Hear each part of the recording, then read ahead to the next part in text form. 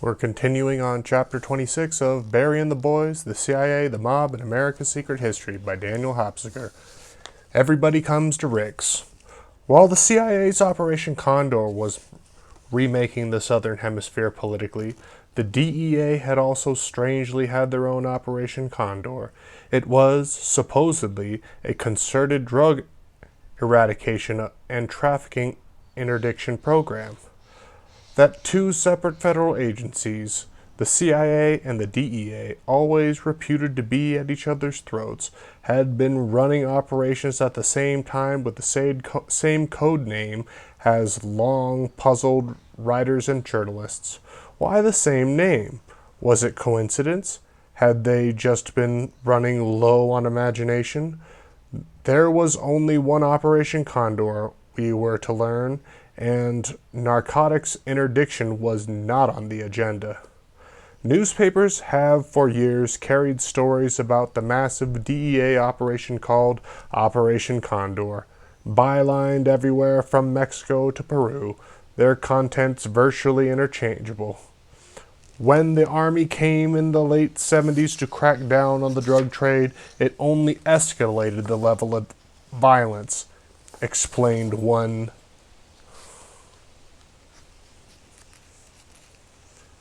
In clandestine Operation Condor, CIA-trained secret police from southern cone nations were brought in to oversee Army anti-narco operations.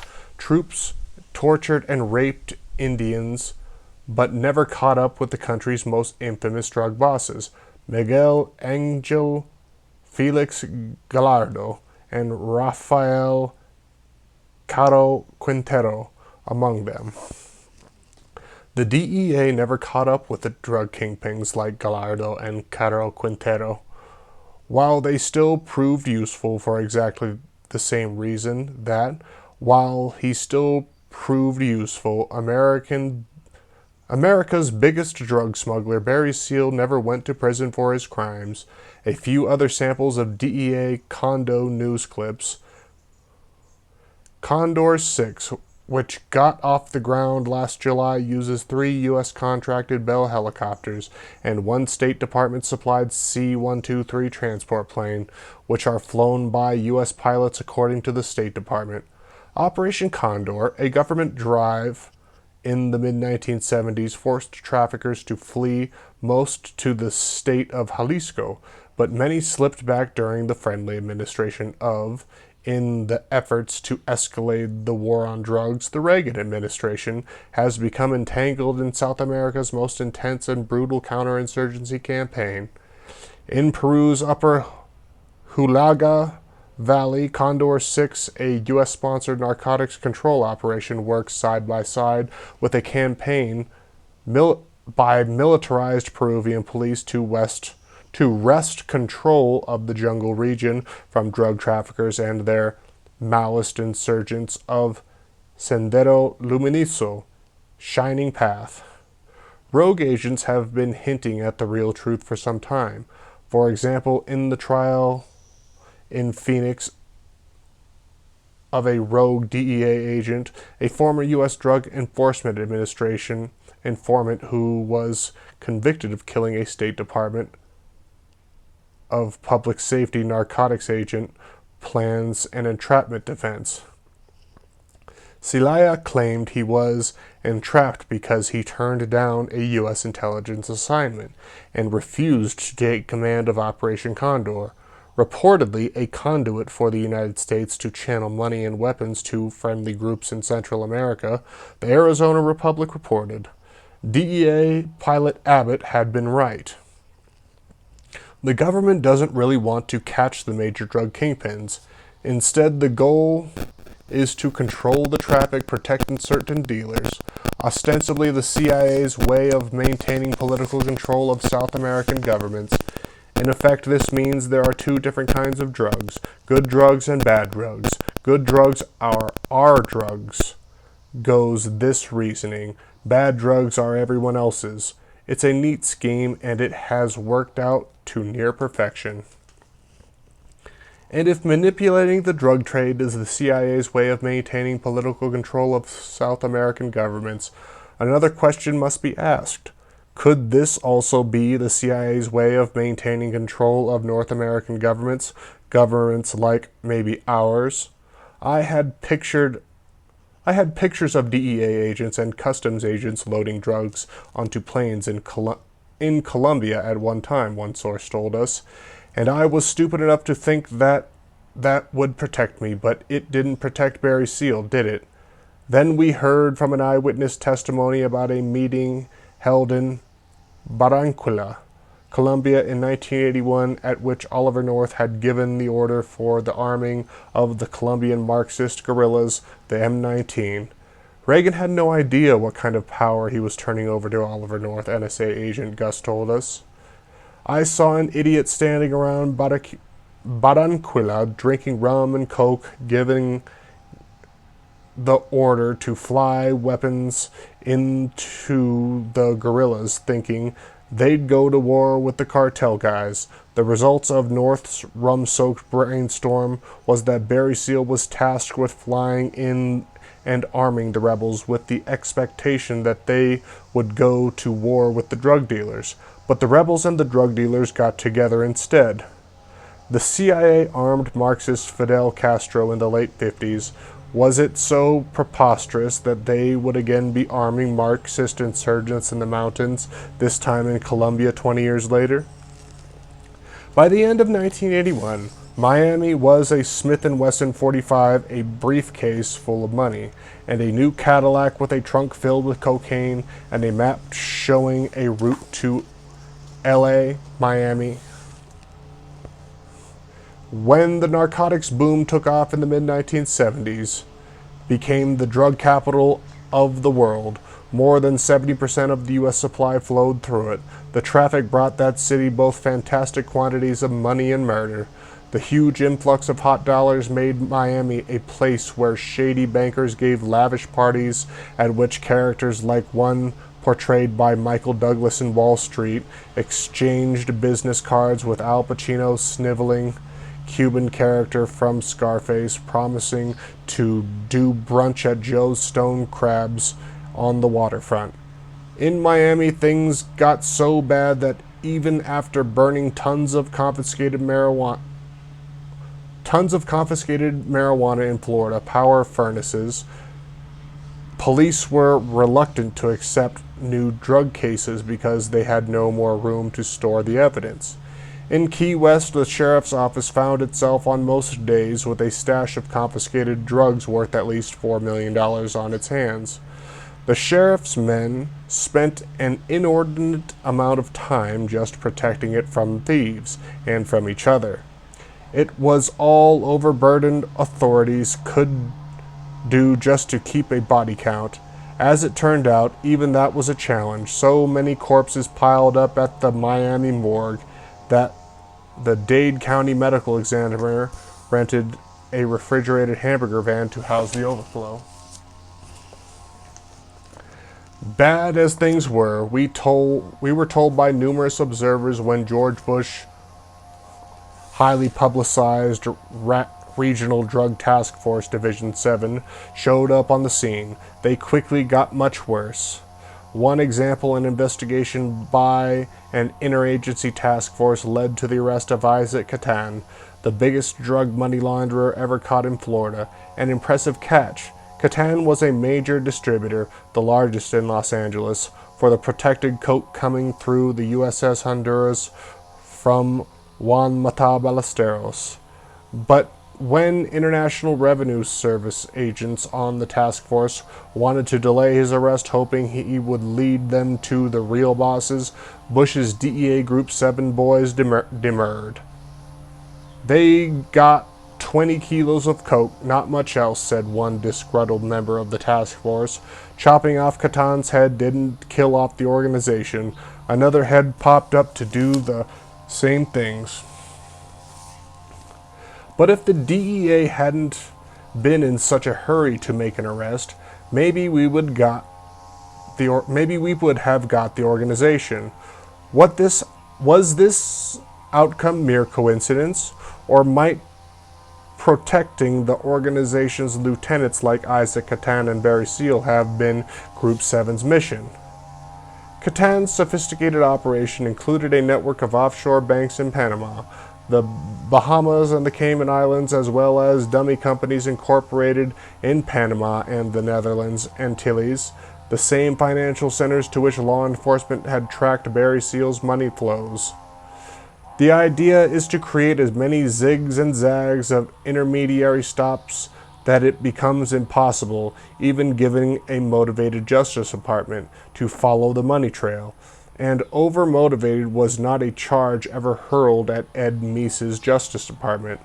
Catan was caught because of his own arrogance. He made only perfunctory attempts to hide his trail and blatantly carried boxes stuffed with cash into banks like the Continental National Bank, the first Miami bank owned and managed entirely by Cuban exiles. The first indoctrination that Continental was accepting large dope money deposits had come in 1978 when the Customs Service and the Treasury Department uncovered a laundering operation run by one of Catan's associates. This was also when Louisiana law enforcement investigators we were watching as Barry Seal set up a large number of dummy companies in Honduras and all over Central America as part, we know, of Operation Condor. Cowgirl! Excuse me. Casablanca on the Caribbean. One crime expert called Miami, the city where Seal came to spend more and more of his time. The intrigue and corruption reminded many observers of nothing so much as Bogey Rick's American Bar. But the movie Casablanca depicted a tri-cornered game played out by Nazis, Vichy French, and the Resistance. In Miami, there were 4 groups of players to be contended with: Italian and Jewish crime syndicates, Cuban exile terrorist groups, and the Central Intelligence Agency, Latin American drug dealers and bankers. Like every other successful player there, Barry Seal did business with all of them. It may surprise some to learn that the flamboyant Seal's operation was considerably more discreet than those of other cocaine cowboys. His years of tradecraft provided a measure of discipline to his colorful personality. His couriers didn't ride around in a flashy Mercedes. Instead, they used a small fleet of maroon mid-sized Mercury Marquise and as nondescript as government cars purchased in wholesale quantity in Georgia by Seal associate Gary Seville. We called them the cars, throwaways, Blackie told us. We would just leave the keys in the ignition and the product in the trunk, and never see the car again. It minimized our exposure. When we really felt vulnerable was when the money changed hands. Why was that, we asked. Because, by agreement, we didn't come with a contingent. So the Colombians didn't either. This was good from my point of view because I never felt real comfortable around the Colombian muscle. But their bosses were a breeze to do business with. You mean you trusted the people you did business with in the Medellin cartel? Blackie nodded. Sure. They were always there when they said they would be, and the deal was always just as we had agreed to. Morgan Hetrick, the Korea-era Marine, and private pilot to aviation pioneer Bill Lear before becoming CIA drug pilot, agreed. The Medellin group were 100% straight, he avers. They were true to their word, showed up on time, and they were a pleasure to deal with. The USG doesn't do business like that. United States government, I assume. Hetrick lost everything when he was caught up in the sting operation, whose ultimate target was hapless and floundering sports car entrepreneur John DeLorean. He is scornful in his assessment of the people he worked for, and with for many years. Compared to the Medellin cartel, the U.S. government guys were a pack of lying thieves. You're in a lot better hands dealing with criminals. The U.S. government guys had also discovered a tasty target in Seal's organization. He was beginning to feel the pressure of what would become nearly constant surveillance. By 1981 or 82, everybody who knew everybody else was said Blackie, and from then on, we were always being harassed by rogue agents and agencies. What's a rogue agent, we asked. The honest law enforcement authorities, be it on the local, state, or federal level, Blackie replied.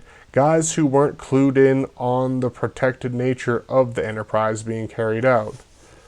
No description we heard was more telling. Rogue agents were guys that weren't in on the joke. Barry built his organization like an intelligence network, Blackie stated. Everyone was on a complete need-to-know basis. He was the only one who knew everything, even though I handled the money. I didn't know a lot of what Barry was doing. We had safe houses and drops all over, for example. We had 2 condos on the Key of Biscayne Boulevard one right on top of the other. And we had drilled a big hole through the floor of the top one so that we could come in and lift a load of money from Lido Carlos Bustamante up through the floor and then ease a load of cocaine back down. That way we never had to be in the same place at the same time. Using double-decker condominiums for nearly undetectable drug and money drops between the Colombians and Seal's operation is really a nifty bit of tradecraft, it seems to us. Credit where credit is due. The boys are nothing if not smooth. When something was interdicted by a rogue agent and rogue DEA guys were watching us all the time, Blackie continued, we would immediately go to a little cottage we kept in Fort Lauderdale for precisely that purpose. There we always had been $2 million and $4 million in cash to buy us out of whatever trouble we'd gotten into. Sometimes things got ridiculous, Blackie said. It was nothing for us to rent out a whole floor of the Omni Hotel just to keep our communication secure. That was a big thing with Barry. We had really high-tech data prompters with digital scramblers attached. You would type in your message and then the scramblers would scramble it so we could communicate without any eavesdropping agents understanding anything being discussed. From Blackie's accounts, he and Seal had acted just like spies.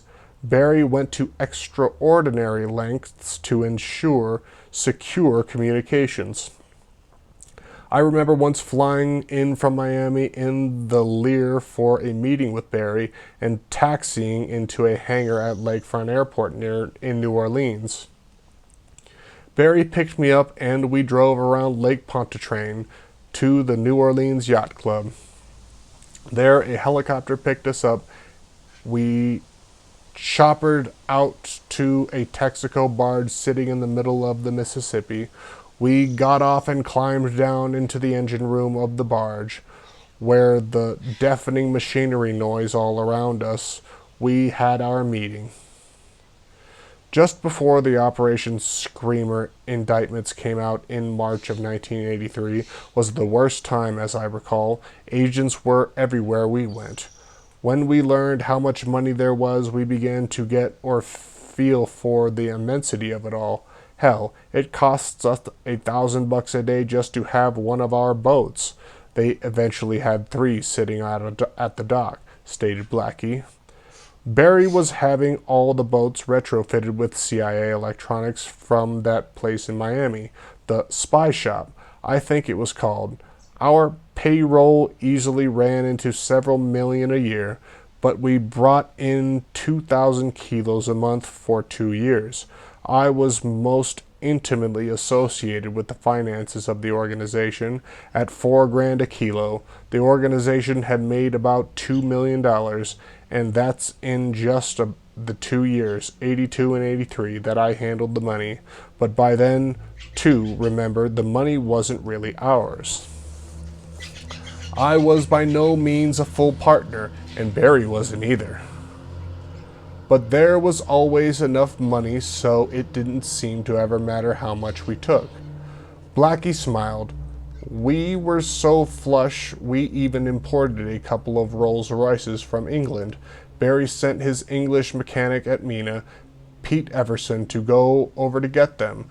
But then Barry decided that they were too flashy, and they just sat around and gathered dust.